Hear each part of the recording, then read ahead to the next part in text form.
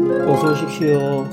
제가 약속한 대로 한국자생출란의 신화의 발색과 여름 재배 관리에 대해서 신화의 관리에 대해서 말씀을 제가 1차 올려드린 영상에서 출란의 신화 발색 과정에 대해서 그 복잡한 관리와 특정 환경 조건에서 출란이 재배되어야 된다는 그 요구사항까지 말씀을 드렸습니다.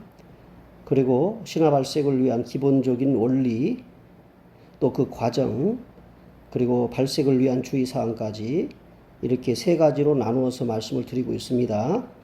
신화 발색의 기본 원리를 드렸고 발색의 단계에 대한 말씀을 드렸습니다. 앞서 드린 영상에서 설명을 해드렸고요. 이제 두 번째 영상에서는 발색을 위한 주의사항에 대해서 말씀을 드리고 결론에 대한 말씀을 드리려고 합니다.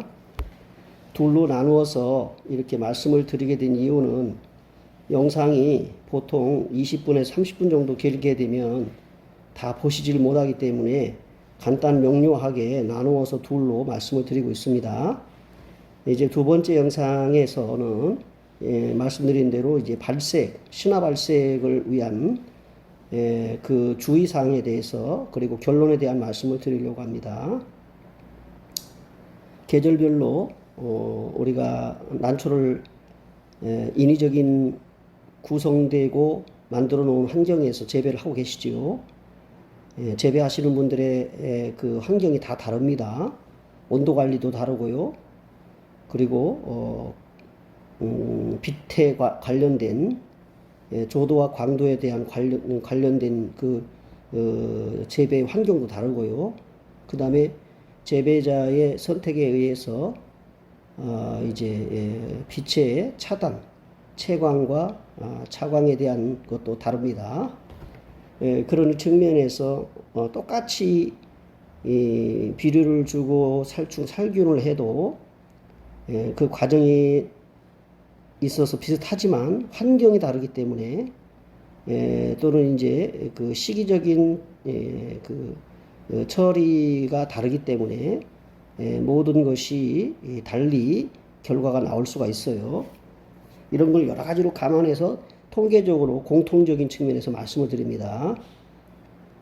이제 발색을 위한 주의사항은 과도한 물주기, 고온에서의 관수는 절대로 피하셔야 되고 계절별로 관수의 그 시간과 그 다음에 이제 아침, 점심, 저녁에 관련해서도 다르지요. 지금의 상황입니다. 폭염이 지금 30도를 계속 이제 오르고 있고 밤에도 열대야로 인해서 사람도 밤잠을 설치는데요.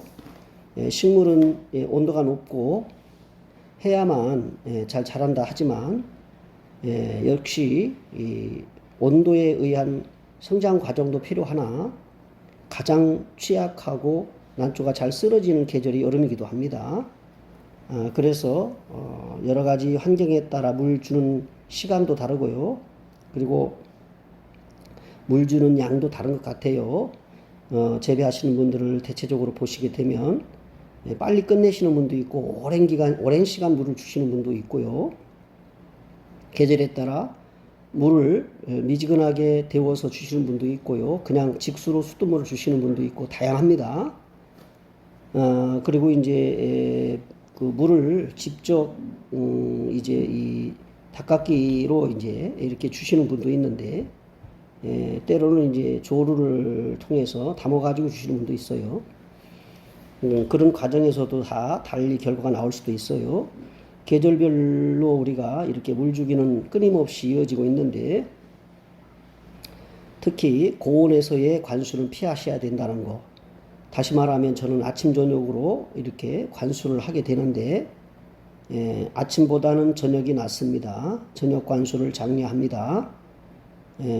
그 한 7, 8시간 정도 그 물 마름이 지속이 되고 하기 때문에 아침에는 이제 물 주는 시간이 주로 뭐 8시나 뭐 9시 이 정도에 물을 주면 급격히 온도가 상승을 하게 되면 이제 끓어오름에 의한 그 습이 데워지기 때문에 식물에도 좋은 영향을 끼치지 않습니다. 그렇기 때문에 저녁 관수를 장려하고, 그 다음에 이제 여름철 비료에 있어서 그 비료 사용은 꼭 필요하다 하는 겁니다.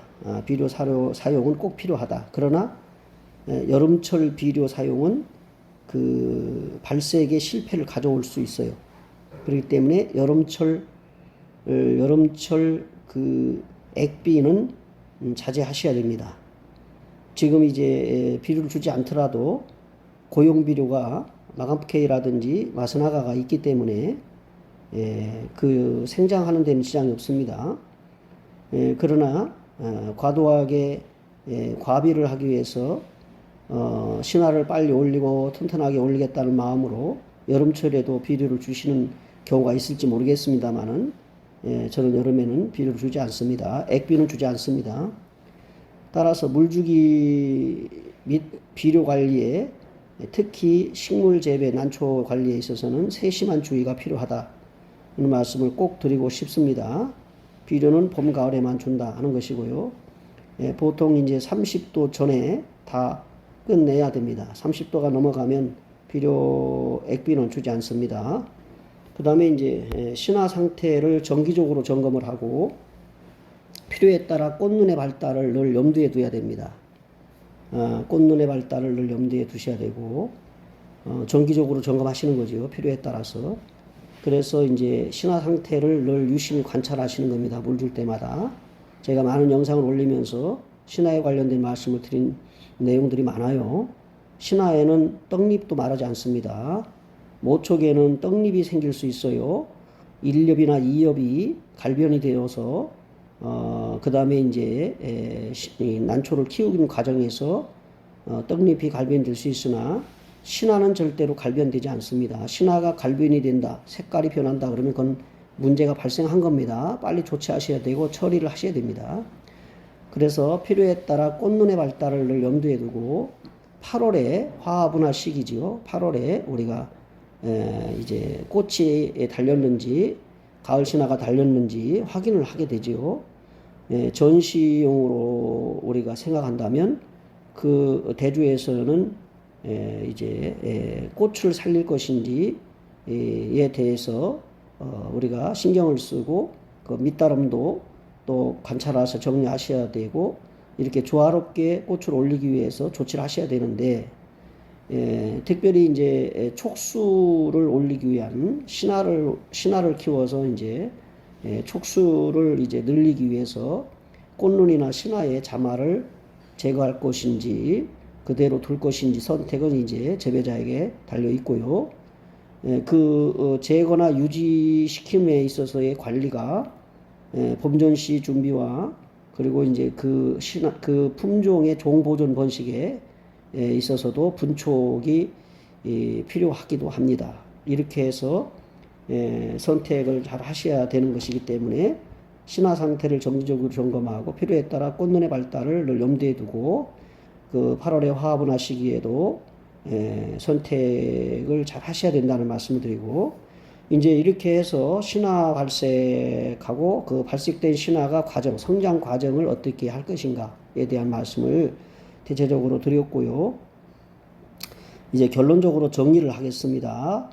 1번과 2번의 두 영상에서 말씀드린 발색, 그 다음에 재배, 그리고 전시, 그 다음에 번식을 위한 과정을 통해서 이제 출란의 신화는 아름다운 발색을 이루게 되고 각각의 관리 단계는 신화의 건강한 성장과 색상을 결정짓는 데 큰 영향을 끼친다는 말씀입니다.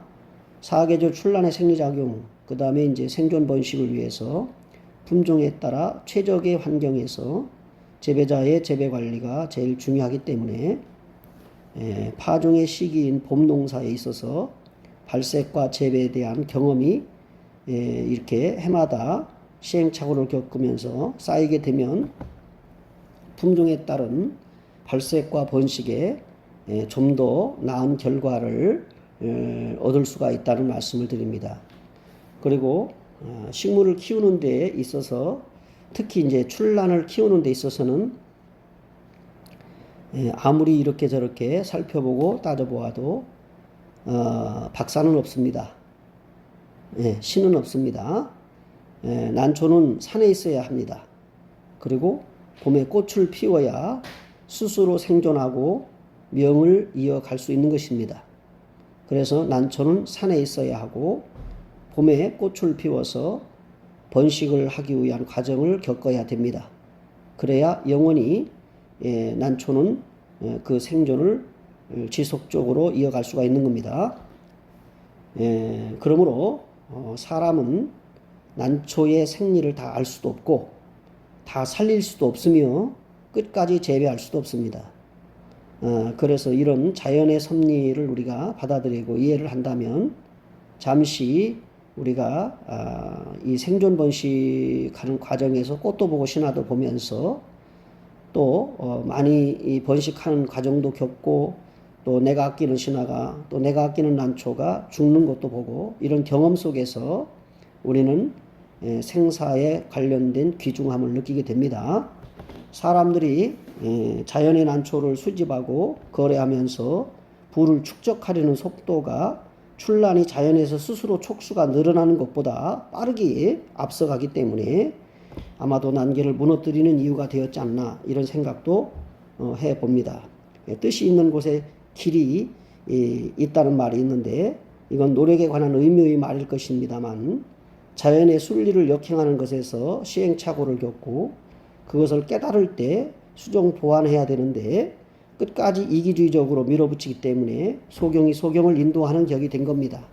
초심으로 돌아가서 자연의 순리에 순응을 해야만 아름다운 결과를 과정 속에서도 느낄 뿐만 아니라 그 열매를 통해서 꽃을 피우고 신화를 올리는 그리고 이제 석장이 넉 장이 되고 넉 장이 다섯 장이 되면서 분촉을 하고 또 그 기쁨을 누리게 되는 것입니다.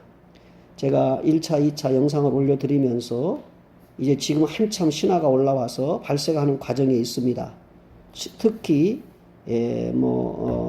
여배의 이 문의종들이 지금 발생하는 과정에 있습니다. 신화는 언제 봐도 예쁩니다. 여러분들의 난실에 크고 기쁜 일들이 충만하시기를 건강한 난생일 되시기를 바랍니다. 감사합니다.